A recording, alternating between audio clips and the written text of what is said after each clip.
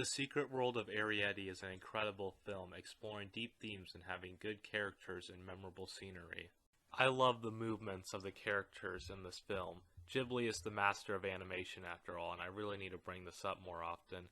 Specifically the way the characters in this movie get around. No two people move around the exact same way, and we can see that the most between Shawn and Arrietty. These two are foils of each other, different personalities and worldviews. Visually, it's shown in how they move. Shawn, with his health condition, moves very slowly. He is also very thoughtful in his steps and tries to spend the most time he can not walking, either reading a book laying down or sitting outside. Arrietty, however, is very energetic. She jumps from place to place and is very fast. She shows determination and a willingness to get something done in her movements. This film is geniusly presented. Just about the entire film takes place inside of one house. Yet you never feel that way, partly because the backgrounds are so excellently made and are beautiful, but also just in how the filmmakers choose to show the house. We see it from the human point of view that gives us a familiar view of things. But once the worldview is shifted to that of the borrowers, is when the house gets interesting. Suddenly the walkway between the counter and the kitchen island is a massive chasm.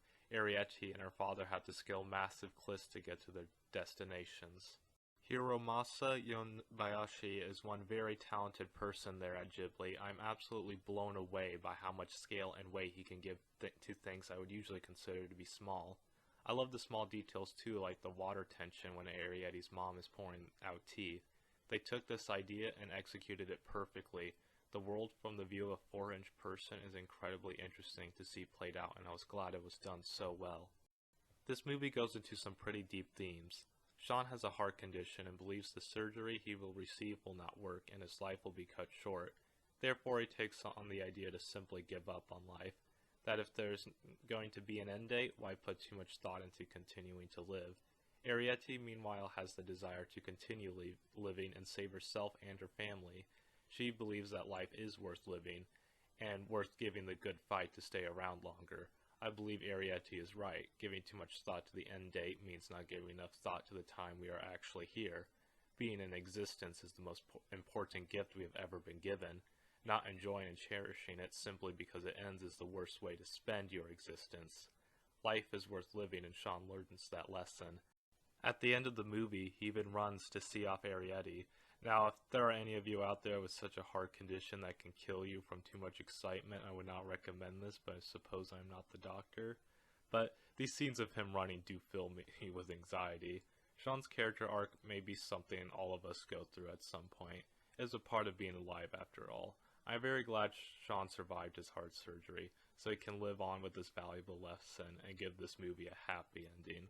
The characters are so realistically done. I believe this is helped in part by the screenplay being written by none other than Hayao Miyazaki himself.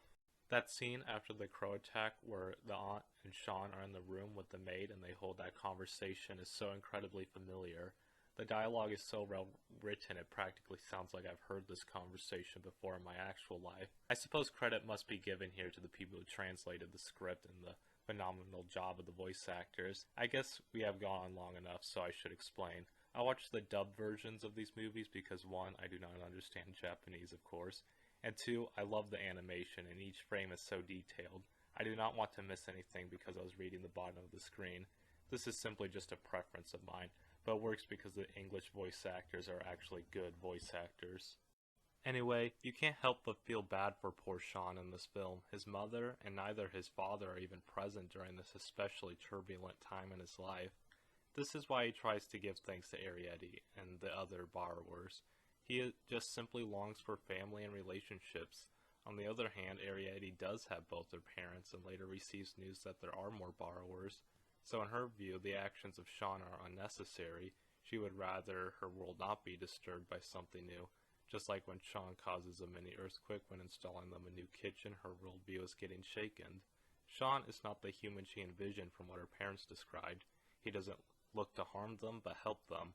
I think it's beautiful the two of them become so close despite how different they are. It makes you sad at the end they had to go their separate ways, but happy that they can continue living their lives. The antagonist of this film is a fun one. I can't help but laugh every time she pulls out her glasses. However, she will surprise you by just how sinister she can get sometimes. While she isn't on the search to kill the borrowers, she intends to trap them and show the world she isn't crazy. As it is shown, everyone who has been a resident of this house has known of this tiny people. Sadly, most of them have never gotten the chance to interact with them, no matter how hard they try to be good to them. Haru, though, is tired of this and just wants them captured. She is no Muska or Madame Solomon, but locking an ill child in his room just seems mean. I can't help but imagine if there's an emergency, since, he has a heart condition. Anyway, none of her plans come to fruition and the borrowers escape. This is a good movie, and I enjoy it. It will remain one of my favorite Ghibli films. The movie has good characters, a nice and simple plot with deep themes, and a killer soundtrack. Anyway, that's all I got for today's video, and as always, thanks for watching.